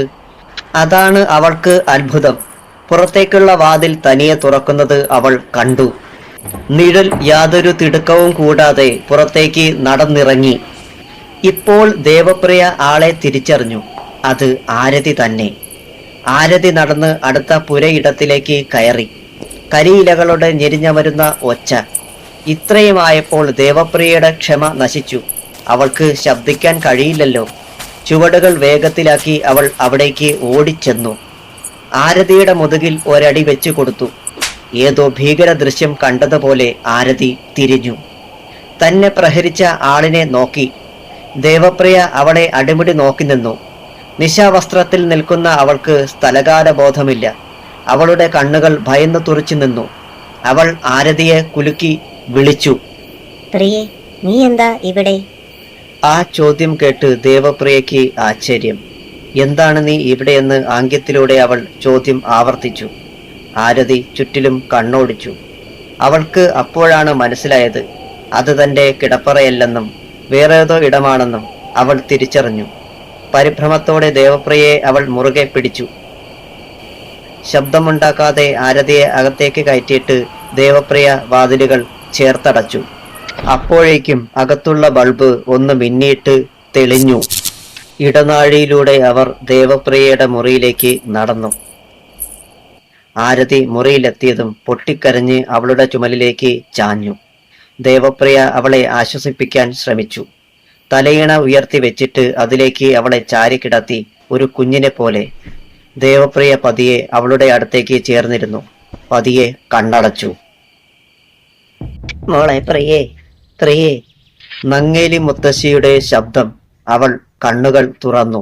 സമീപം ഉറക്കത്തിലാണ്ട് കിടന്ന ആരതിയെ അവൾ കുലുക്കി വിളിച്ചു. ഉറക്കമുണർന്നിട്ട് സ്ഥലകാലബോധം അവൾക്ക് പെട്ടെന്ന് വന്നില്ലെന്ന് തോന്നി. ദേവപ്രിയ വാതിൽ തുറന്നു. നങ്ങേലി മുത്തശ്ശി ആശ്ചര്യത്തോടെ അകത്ത് കിടന്ന ആരതിയെ നോക്കി. എന്നിട്ട് പറഞ്ഞു, ഈ കുട്ടി ഇവിടെയാണോ കിടന്നത്? അതേ എന്ന് ദേവപ്രിയ തലയാട്ടി. മുത്തശ്ശി അവിടുന്ന് അടുക്കളയിലേക്ക് പോയി. പ്രാഥമിക കാര്യങ്ങൾക്ക് ശേഷം പൂമുഖത്ത് പത്രം വായിച്ചിരുന്ന രേണുക ടീച്ചർ ഇരിക്കുന്നിടത്തേക്ക് ഇരുവരും ചെന്നു. ടീച്ചർ പത്രം മടക്കിയിട്ട് രണ്ടുപേരെയും നോക്കി പുഞ്ചിരിച്ചു. രണ്ടാളും എന്താ ഇപ്പോഴേ എഴുന്നേറ്റുള്ളോ? പെൺകുട്ടികൾ രാവിലെ എഴുന്നേൽക്കുന്നതല്ലേ നല്ലത്? ഇത് കേട്ട് ദേവപ്രിയ പുഞ്ചിരിയോടെ ടീച്ചറുടെ കൈകൾ കവർന്നു. അന്ന് പകൽ തന്നെ ദക്ഷിണ കൊടുത്തിട്ട് കമ്പ്യൂട്ടർ പഠനം തുടങ്ങി ദേവപ്രിയ. ടീച്ചറുടെ ക്ലാസ് അവൾക്ക് നന്നേ ബോധിച്ചു. വേഗത്തിൽ അവളെല്ലാം മനസ്സിലാക്കുന്നത് ആശ്ചര്യത്തോടെ നോക്കിയിരുന്നു രേണുക. ആരതി ഇതൊക്കെ വളരെ സന്തോഷത്തോടെ ആസ്വദിച്ചു. തന്റെ കൂട്ടുകാരിക്ക് സംസാരിക്കാൻ മാത്രം കഴിയാത്ത കുറവ് മാത്രം അവളെ വ്യസനമുണ്ടാക്കി. പോലീസ് ഇതിനിടെ അവിടെ സന്ദർശനം നടത്തി. ദേവദത്ത് അടുത്തുള്ള ട്യൂഷൻ സെന്ററിൽ ക്ലാസ്സിനായി പോയിരുന്നു. അന്നത്തെ പകൽ കടന്നുപോയി. സമയം അർദ്ധരാത്രി 1:11. ചുവരിലുള്ള പഴയകാല ഘടികാരത്തിലെ സൂചികൾ ചലിക്കുന്ന ടിക് ടിക് ശബ്ദം. മുറിയിലെ ലൈറ്റ് കെടുത്തിയിരുന്നില്ല. സമയം ഏറെ കഴിഞ്ഞിട്ടും ദേവപ്രിയ ഉറങ്ങിയിരുന്നില്ല. കട്ടിലിൽ അടുത്ത് ആരതിയുമുണ്ട്. അവൾ പക്ഷേ നല്ല ഉറക്കത്തിലായിരുന്നു. പുറത്ത് നല്ല ഇടിമുഴക്കം കേൾക്കുന്നുണ്ട്. പെട്ടെന്ന് ബൾബിലെ വെളിച്ചം ഒന്ന് മിന്നി. ദേവപ്രിയ അവിടേക്ക് പെട്ടെന്ന് നോക്കി. കുറച്ചു നിമിഷം ആ വെളിച്ചം ഇതേ രീതിയിൽ തുടർന്നിട്ട് പഴയതുപോലെയായി. ദേവപ്രിയയുടെ നോട്ടം അവൾ കിടന്നതിന്റെ നേരെയുള്ള മച്ചിലേക്ക് പതിഞ്ഞു. അതാ അവിടെന്തോ തിളങ്ങുന്നു, 2 ചുവന്ന പൊട്ടുകൾ പോലെ. അവൾ അവിടേക്ക് സൂക്ഷിച്ച് നോക്കി. അസാധാരണ വലിപ്പത്തിൽ ഇന്നലെ കണ്ട അതേ ഗൗളി. പെട്ടെന്ന് അതിന്റെ വായിൽ നിന്ന് അവളുടെ ദേഹത്തേക്ക് എന്തോ വീണു. വല്ലാത്തൊരു ദുർഗന്ധം അവിടമാകെ പടർന്നു. ചീഞ്ഞ മാംസത്തിന്റെ ഗന്ധം. അവൾ മൂക്ക് പൊത്തിക്കൊണ്ട് എഴുന്നേറ്റു. ധരിച്ചിരുന്ന ഉടുപ്പ് അവൾ കഴുത്തിലൂടെ ഊരിയിട്ട് മുറിയുടെ മൂലയിലേക്ക് വലിച്ചെറിഞ്ഞു. അതിനു മുകളിൽ കഴുകാൻ അഴയിൽ കിടന്ന തുണികൾ എടുത്തിട്ടു. ദുർഗന്ധം കുറേശ്ശെ കെട്ടടങ്ങി. അവൾ ബ്രായും ഷഡ്ഡിയും മാത്രമേ ധരിച്ചിരുന്നുള്ളൂ. അഴയിൽ കിടന്ന മറ്റൊരു ഉടുപ്പ് ധരിച്ചിട്ട് കിടക്കയിലേക്ക് അവൾ വന്ന് കിടന്നു. നേരത്തെ നോക്കിയിടത്ത് ഗൗളിയെ കാണാനില്ല. അവൾക്ക് കൗതുകം തോന്നി. എന്തായാലും നാളെ ദേവേട്ടനോട് പറയണം ഇക്കാര്യം, അവൾ മനസ്സിൽ ഉറപ്പിച്ചു. അങ്ങനെ അന്നത്തെ രാത്രിയും കടന്നു.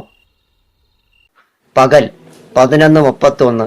ദേവദത്ത് പാരലൽ കോളേജിൽ ക്ലാസ് എടുക്കുകയാണ്. അപ്പോഴാണ് പ്യൂൺ വാസുക്കുട്ടൻ വന്നത്. അയാൾ വന്ന കാര്യം പറഞ്ഞു. കോൺസ്റ്റബിൾ രഘുവരൻ ഫോൺ വിളിച്ചിട്ട് ലൈനിൽ തുടരുന്നു സാർ. അവൻ ഓഫീസിലേക്ക് നടന്നു. റിസീവർ കാതോട് ചേർത്തിട്ട് വിവരം എന്താണെന്ന് അന്വേഷണം നടത്തി. ദേവദത്തിന്റെ മുഖം ഗൗരവം നിറഞ്ഞതായി. പ്രിൻസിപ്പൽ അവന്റെ മുഖത്തേക്ക് നോക്കി. അവൻ റിസീവർ താഴെ വെച്ചിട്ട് അദ്ദേഹത്തോട് ചോദിച്ചു, സർ, എനിക്കിന്ന് ലീവ് വേണം, അത്യാവശ്യമാണ്. ഉടനെ ഒരാളെ മീറ്റ് ചെയ്യണം. പകരം വിനോദ് സാറിനെ ക്ലാസ്സിൽ അയച്ചാൽ മതി. വിനോദ് അപ്പോഴേക്കും അങ്ങോട്ട് കയറി വന്നു. ദേവപ്രിയയുടെ അവസ്ഥ ഒരു പെൺകുട്ടിക്കും സംഭവിക്കരുത്. പണ്ട് ക്ഷേത്രത്തിൽ നിന്നും എന്നോട് സംസാരിച്ച് പിരിഞ്ഞ അവൾക്ക് ഒരു നീചൻ കൊടുത്ത ശിക്ഷ അവളുടെ സംസാരശേഷിയെ ഇല്ലാതാക്കിയാണ്. പാവം. ഗോവിന്ദനാശാൻ എന്തായാലും നേരിട്ട് അവനെ തീർത്തെന്ന അന്ന് കൂടെ പോയ കോൺസ്റ്റബിൾ രവി എന്നോട് പറഞ്ഞത്. അവളെ ജീവനോടെ കിട്ടിയത് തന്നെ മഹാഭാഗ്യം. ആൽത്തറമുക്ക്. പെട്ടിക്കടയിൽ നിന്നും മുറുക്കാൻ മുറുക്കിയിട്ട് ദേവദത്തിന്റെ അടുത്തേക്ക് നടന്നു കോൺസ്റ്റബിൾ രഘുവരൻ.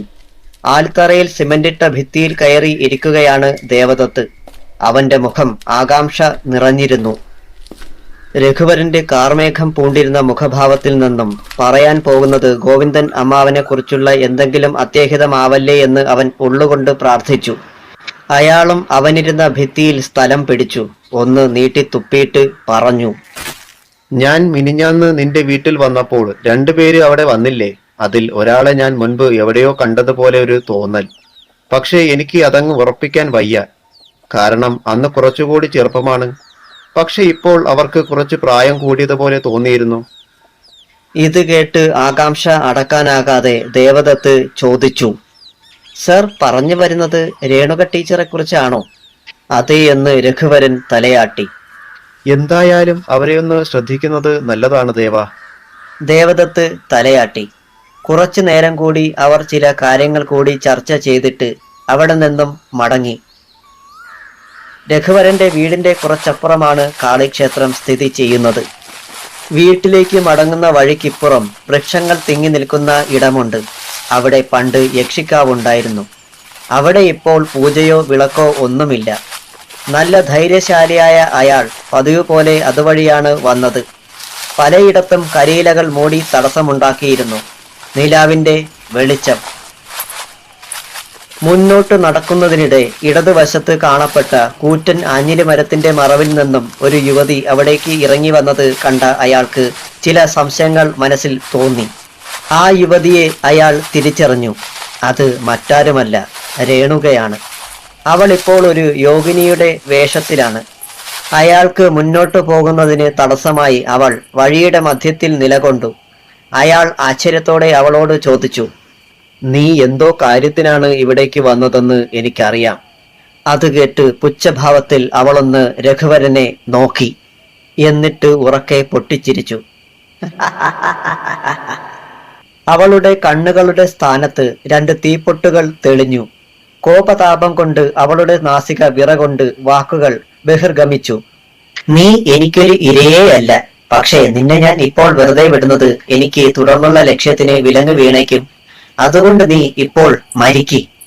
അങ്ങനെ പറഞ്ഞുകൊണ്ട് അവൾ എളിയിൽ കരുതിയിരുന്ന കഠാര അയാളുടെ നെഞ്ചിന്റെ മധ്യഭാഗത്തേക്ക് കൊണ്ടുവന്നു. അതിനിടെ അയാളെ വായ പൊത്തിയിരുന്നു. രഘുവരൻ പ്രാണന് വേണ്ടി പിടഞ്ഞുകൊണ്ടിരുന്നു. പതിയെ അവളുടെ ബലിഷ്ഠമായ കൈകൾ അയഞ്ഞു. അയാളുടെ കണ്ണുകൾ തുറച്ചു. വായിന്റെ വലത് കോണിലൂടെ രക്തം ഒലിച്ചിറങ്ങി. സമയം കടന്നുപോയി. ദേവദത്തിന്റെ കൈകൾ ബന്ധനത്തിലായിരുന്നു. അവന്റെ തോളിലേറ്റ മുറിവിലൂടെ രക്തം ധാരധാരയായി ഒഴുകി. കാളി ക്ഷേത്രം. അവിടെ ഹോമാഗ്നി എരിയുകയാണ്. അതിനു സമീപം ധ്യാനത്തിലിരിക്കുന്നു രേണുക. അതിന് നേരെ എതിരായി പാതിമയക്കത്തിൽ ദേവപ്രിയ. തൊട്ടപ്പുറത്തായി ആരതി നിൽക്കുന്നു. അവളുടെ ദേഹമാസകലം രക്തമാണ്. അവളിലുള്ള മാറ്റം അത്രയും ഭീകരമാണ്. വിരലുകൾ നീണ്ട് നഖങ്ങൾ കൂർത്തിരിക്കുന്നു. വായയുടെ കോണിലൂടെ 2 ദംഷ്ട്രകൾ തെളിഞ്ഞു. ദേവപ്രിയയുടെ ബോധം പതിയെ തെളിഞ്ഞു വരികയാണ്. അവൾക്ക് ആ കാഴ്ചകൾ മങ്ങിയ നിഴലുകൾ പോലെ കാണുന്നുണ്ടായിരുന്നു. രേണുക അവളുടെ നേർക്ക് വന്നു. എന്നിട്ട് പറഞ്ഞു, നിന്റെ ചാരിത്രം മുൻപേ നഷ്ടപ്പെട്ടിട്ടുള്ള കാര്യം എനിക്ക് മുൻപേ എന്റെ കൂടപ്പിറപ്പ് എന്നോട് പറഞ്ഞിട്ടുണ്ട്. ഞാൻ നിന്നെ പ്രാപിക്കാൻ പോവുകയാണ്. ഞാൻ വെറുമൊരു സ്ത്രീയല്ല, പുരുഷനും കൂടിയാണ്. അത് പറഞ്ഞിട്ട് ഉറക്കെ പൊട്ടിച്ചിരിച്ചു. അതൊക്കെ കണ്ടിട്ടും ദേവപ്രിയയുടെ മുഖത്തെ ഭയമില്ലായ്മ അവളെ അത്ഭുതപ്പെടുത്തി. എന്നിട്ട് പുച്ഛം കലർന്ന ചിരിയോടെ മുന്നോട്ട് വന്ന് ദേവപ്രിയയുടെ മുഖത്തേക്ക് രേണുക മുഖമുരസി. കഴുത്തിലൂടെ കൈകൾ ചേർത്തിട്ട് ചുംബിക്കാൻ തുടങ്ങിയതും അത് സംഭവിച്ചു. ദേവപ്രിയ കാലുയർത്തി. അവളെ ആഞ്ഞ് ചവിട്ടി. അത് മർമ്മത്തിൽ തന്നെ കൊണ്ടു. അവൾ വേദന കൊണ്ട് പുളഞ്ഞു. ദേവപ്രിയ പിന്നെയും തൊഴിച്ചു, അതും നാഭിക്ക്. കുറച്ചു ദൂരേക്ക് തെറിച്ച അവൾ ആരതിയുടെ കാൽച്ചുവട്ടിൽ ചെന്ന് വീണു. കൈകൾ വേദനിക്കുന്ന ഭാഗത്ത് അമർത്തി പിടിച്ചു. ഒരു ക്രൂര മൃഗത്തിന്റെ ഭാവത്തോടെ അവൾ എഴുന്നേൽക്കാൻ ശ്രമിച്ചെങ്കിലും കഴിഞ്ഞില്ല.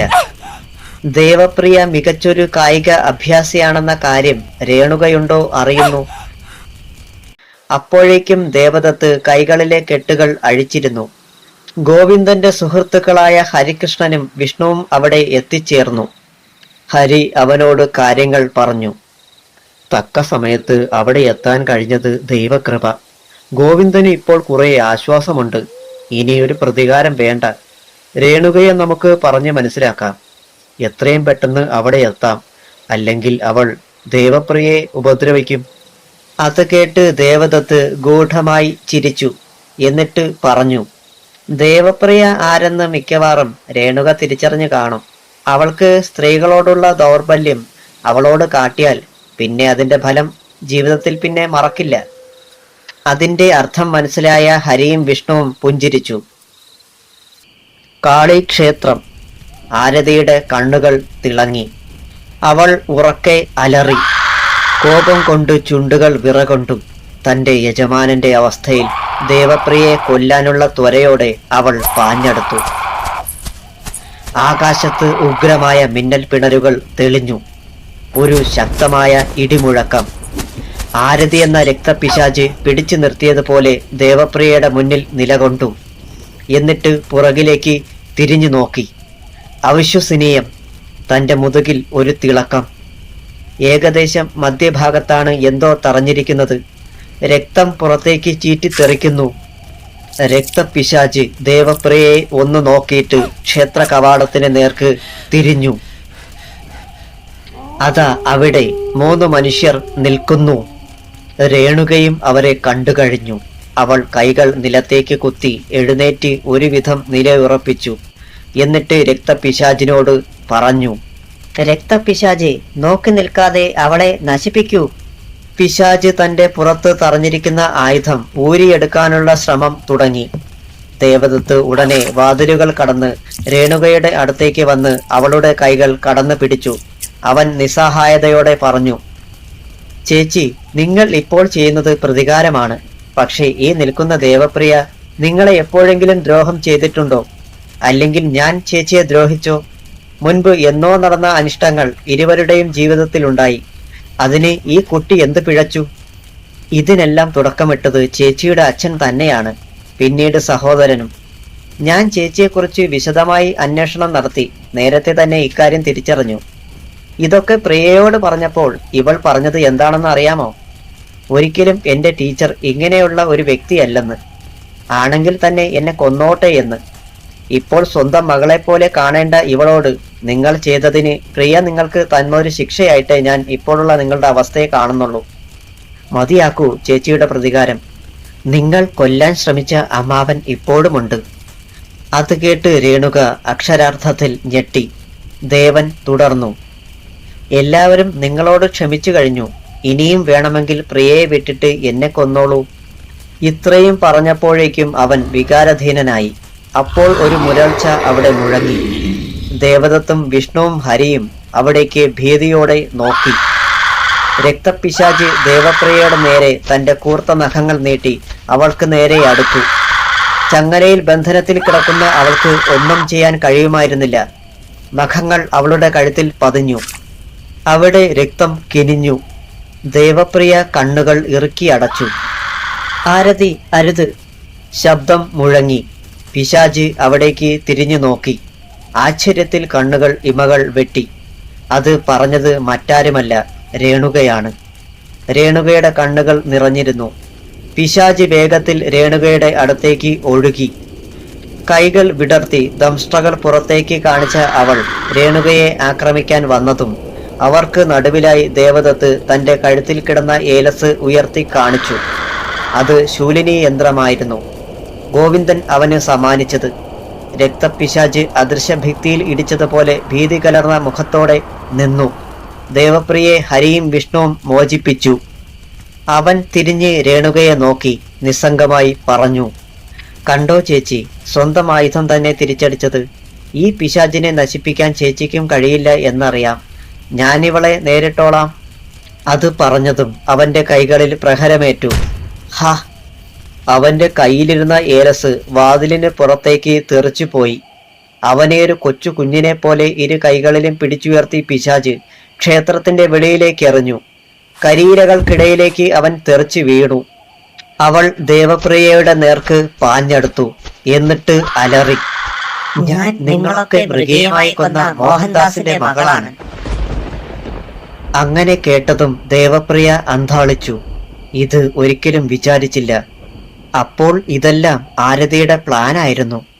നിങ്ങളെയൊക്കെ നേരിടാൻ ഞാൻ പല മാന്ത്രിക വിദ്യകളും പഠിച്ചു, പരകായ പ്രവേശം പോലും. അതാണ് അന്ന് ദേവദത്തിന്റെ ശരീരത്തിൽ എന്റെ ആത്മാവിനെ പ്രവേശിപ്പിച്ചു നിന്റെ അച്ഛനെ കൊല്ലാൻ നോക്കിയത്. ജീവൻ പോയെന്ന് കരുതി കാട്ടിൽ ഉപേക്ഷിച്ചു. പക്ഷേ എന്റെ കണക്ക് കൂട്ടൽ തെറ്റി. ദേവദത്തിനെ തെറ്റിദ്ധരിപ്പിക്കാൻ ദൂരെ നിന്നും ഒരു സുന്ദരിയായ ഹിജടയെ കൊണ്ടുവന്നു. അവളെ ഈ ക്ഷേത്രത്തിന്റെ കവാടത്തിനടുത്ത് വെച്ച് വിഷം കൊടുത്തു കൊന്നിട്ട് അവളുടെ ശരീരത്തിൽ ഞാൻ കയറി. ഇവിടെ പൂജ നടക്കുന്നെന്നും അതൊരു ഹിജടയാണെന്ന് വിശ്വസിപ്പിച്ചു നിങ്ങളെ. കാരണം നിന്റെ അച്ഛനെ ഇവിടെ കിട്ടണമായിരുന്നു. ഞാൻ കരുതിയതുപോലെ തന്നെ കാര്യങ്ങൾ നടന്നു. നിന്നെ എനിക്ക് വേണമെങ്കിൽ നിന്റെ മുറിയിൽ കിടക്കുമ്പോഴേ കൊല്ലാമായിരുന്നു. പക്ഷേ ഞാൻ അന്ന് അത് ചെയ്താൽ എല്ലാവരും എന്നെ സംശയിക്കും. അത് പാടില്ല. ഞാൻ ഈ ദിവസത്തിന് വേണ്ടി കാത്തിരുന്നു. എനിക്കെതിരെ നിന്ന രഘുവരനെയും ഈ രേണുകയെ കൊണ്ട് ഞാൻ കൊല്ലിച്ചു. അയാൾക്ക് ഇവളെയായിരുന്നു സംശയം. വിഡ്ഢി. പിന്നെ ഈ രേണുക, സ്വന്തം അച്ഛനെയും സഹോദരനെയും നഷ്ടമായ ഇവൾ ജനിച്ചപ്പോൾ ഒരു ആൺകുട്ടിയായിരുന്നു. അന്ന് ഇവളുടെ പേര് രാജീവ് എന്നായിരുന്നു. പിന്നീട് ഇവളുടെ സ്വന്തം തിരിച്ചറിഞ്ഞ സ്ത്രീയായി. അതായത് എന്റെ പിതൃ സഹോദരിയാണിവൾ. ഒരു മന്ത്രവാദിനിയാണ്. ഞാൻ ഇവളിലെ സ്ത്രീയെ ഉപയോഗപ്പെടുത്തി പുരുഷന്മാരോടുള്ള രേണുകയുടെ ലൈംഗിക ആസക്തിയാൽ ഒരുപാട് പുരുഷന്മാരെയും സ്ത്രീകളുടെയും രക്തം ശേഖരിക്കാൻ ഇവൾ എനിക്ക് അവസരമുണ്ടാക്കി. ഒരു കളിപ്പാവ മാത്രമാണ് രേണുക. ഇവളിലൂടെ ഞാനൊരു പിശാചായി. പക്ഷേ അവൾ തന്റെ കർത്തവ്യം മറന്നപ്പോൾ അവളെ ആദ്യം കൊല്ലാൻ ഞാൻ തീരുമാനിച്ചു. അതും നടന്നില്ല. ഞാൻ ആരെന്ന് അറിഞ്ഞിട്ട് നീ മരിച്ചാൽ മതി പ്രിയേ. അതുകൊണ്ട് ഞാൻ ഇതെല്ലാം പറഞ്ഞു. ഇനി നിന്റെ സമയമായി. ഇതെല്ലാം കേട്ടുനിന്ന രേണുക പശ്ചാത്താപത്തോടെ തല താഴ്ത്തി. പെട്ടെന്ന് രക്തക്കൊതിയോടെ വീണ്ടും ദേവപ്രിയയെ പിശാച് ആക്രമിച്ചു. ഒരു നിലവിളി അവിടെ ഉയർന്നു. പിശാചിന്റെ കണ്ണുകൾ തിളങ്ങി. അവളുടെ നിറഞ്ഞ മാറിന് നടുവിലായി കഠിനമായ വേദന. അവിടെ വെളിച്ചമേറ്റ ഭാഗത്ത് സ്വർണത്തിളക്കം. അതൊരു ശൂലമായിരുന്നു. കാളി വിഗ്രഹത്തിലെ അതേ ത്രിശൂലം. അവിശ്വസനീയമായി അവൾ പുറകോട്ട് തിരിഞ്ഞു നോക്കി. അവിടെ സംഹാര രുദ്രയെ പോലെ രേണുക. അവൾ ആ പിശാചിന്റെ മുഖത്തേക്ക് പകയോടെയും ദുഃഖത്തോടെയും നോക്കി. ത്രിശൂലം ഒന്നുകൂടി മുന്നോട്ട് അമർത്തി. ആരതി എന്ന രക്തപിശാചിന്റെ വായിൽ നിന്നും രക്തം പ്രവഹിച്ചു. അവൾ വേദന കൊണ്ട് അലറി. അവിടമാകെ രക്തപ്രവാഹം. അതിനിടെ ദേവദത്ത് അവിടേക്ക് കയറി വന്നു. പിശാചിന്റെ മുറിവിലൂടെ രക്തം ധാരധാരയായി ഒഴുകി. പക അടങ്ങാത്ത അവൾ ദേവപ്രിയയുടെയും രേണുകയുടെയും നേർക്ക് നടന്നെടുത്തു. ഇരുവരുടെയും കഴുത്തുകളിൽ പിടികൂടാൻ ഒരു ശ്രമം നടത്തി നോക്കി. ഇത് കണ്ട് ദേവദത്ത് പിന്നെ അമാന്തിച്ചില്ല. തന്റെ എളിയിൽ തിരുകിയിരുന്ന കഠാര ദേവപ്രിയയുടെ നേർക്ക് എറിഞ്ഞുകൊടുത്തു. ദേവപ്രിയ അത് വലത് കൈക്കുള്ളിലാക്കി. തൽക്ഷണം അവൾ താൻ ഇതുവരെ ഉറ്റ സ്നേഹിതയായി കരുതിയിരുന്ന ആരതി എന്ന ആ പിശാചിന്റെ നേർക്ക് വേദന നിറഞ്ഞ മനസ്സോടെ ആ കഠാര ആഞ്ഞ് വീശി. കൃത്യം കഴുത്തിൽ തന്നെ അത് കൊണ്ടു. പിശാച് പിന്നെയും അലറി. ദേവപ്രിയ വേദനയോടെ കണ്ണുകൾ ഇറുക്കിയടച്ചു. നിമിഷങ്ങൾ കൊഴിഞ്ഞു. പിശാച് നിലത്തേക്ക് വീഴുന്ന ശബ്ദം. ഇത്രയും ആയപ്പോഴേക്കും ദേവപ്രിയയ്ക്ക് ബോധക്ഷയം സംഭവിക്കുന്നത് പോലെ തോന്നി. അവൾ നിലത്തേക്ക് വീഴാൻ തുടങ്ങിയതും രണ്ട് കൈകൾ തന്നെ താങ്ങുന്നത് പോലെ അവൾക്ക് തോന്നി. അരികിൽ തലമുടിയിൽ തഴുകുന്ന വിരലുകൾ. അത് മറ്റാരുമല്ല, രേണുകയാണ്. തൊട്ടടുത്തായി ദേവദത്തം. വയറിനു കുറുകെ മുറിവിൽ വെള്ളത്തുണി കെട്ടിവെച്ചിട്ട് കസേരയിൽ ഇരിക്കുന്നു അച്ഛൻ ഗോവിന്ദൻ. വർഷങ്ങൾ 3 കഴിഞ്ഞു. ഇന്ന് കല്യാണമാണ്. ഒന്നല്ല, 2 കല്യാണം. 1 ഗോവിന്ദൻ വേഡ്സ് രേണുക. 2 ദേവപ്രിയ വേഡ്സ് ദേവദത്ത്. 2 വർഷത്തോളം രേണുകയുടെ ഹോർമോൺ ട്രീറ്റ്മെന്റ് ആയിരുന്നു. കഴിഞ്ഞ വർഷം അവൾ പൂർണ്ണമായും ഒരു സ്ത്രീയാകാനുള്ള സർജറി നടത്തി. രേണുകയ്ക്കിപ്പോൾ ദേവപ്രിയ സ്വന്തം മകളാണ്. ഗോവിന്ദനും അവളെ അംഗീകരിച്ചു. ദേവപ്രിയയുടെ നിർബന്ധം കാരണമാണ് ഗോവിന്ദൻ രേണുകയെ വിവാഹം ചെയ്യാൻ തയ്യാറായത്. ആദ്യ രാത്രിയുടെ മധുര സ്വപ്നങ്ങൾ അവർ നെയ്തെടുത്തു. കഥ അവസാനിച്ചു. കഥ ഇഷ്ടമായെങ്കിൽ ലൈക്ക്, ഷെയർ, സബ്സ്ക്രൈബ് ചെയ്യാൻ മറക്കരുത്. ഇതേ സമയം മറ്റൊരിടത്ത് ഒരാളുടെ കൈകൾ മണ്ണിൽ നിന്നും ഉയർന്നു വരുന്നുണ്ടായിരുന്നു.